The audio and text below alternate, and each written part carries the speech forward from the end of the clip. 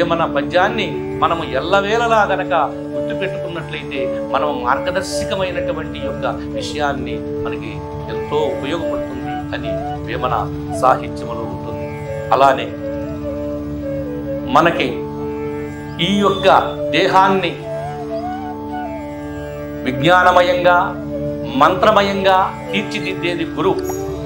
తల్లి, తండ్రి, గురువు, దైవం. దైవానికి 4వ స్థానం ఉంది కనుక ఒక మార్గదర్శకమైనటువంటి యొక్క విషయాన్ని చెప్పేటటువంటి యొక్క మహత్తరమైనటువంటి మార్గం మనకి గురువు ద్వారే అనాది నుంచి మనకి వస్తుంది. అందుకని చెప్తాడు, గురుని శిక్షణ లేక, గురుని శిక్షణ లేక గురు తెట్టుగల్గునో అజునికైనా వాని అబ్బకైనా తాళపు చెవిలేక కలుపెట్టు లోడునో విశ్వదాభిరామ వినురవేమా. ఇక్కడ వేమన ఎంత చక్కనైనటువంటి విషయాన్ని చెప్పారో చూడండి.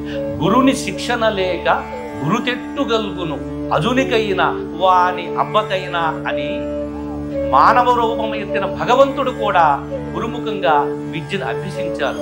గురువు యొక్క ప్రాధాన్యతని వేమన సమాజానికి తెలియచేశారు.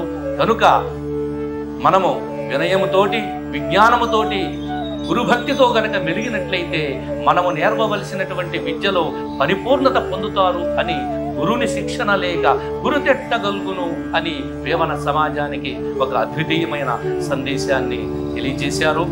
ఇలా ఆయన ప్రతి పద్యములో ఒక సందేశాత్మకమైనటువంటి యొక్క విషయాన్ని తెలియజేస్తూనే ఉంటారు. వేమన పద్యములో తప్పులెన్ను వారు తండోప తండంబో గుర్విజనులకెల్లా నుండు తప్పు తప్పులెన్ను వారు తమ తప్పులెరుగరు విశ్వదాభిరామ వినురవేమా. మనము ఎదుటి వారి తప్పులు పట్టడం చాలా సులభం, అది లోక సహజం. కనుక వేమన నీలో ఉండేటటువంటి తప్పుని నువ్వు తెలుసుకో అని మనకు సూచన చేశారు. మనలో ఉండేటటువంటి తప్పుని మనం గ్రహించి మెలిగినట్లయితే మనము నిజమైనటువంటి వివేకవంతులము విజ్ఞానవంతులము అని సమాజానికి ఒక అద్వితీయమైనటువంటి సందేశాన్ని అమోఘంగా తెలియజేశారు.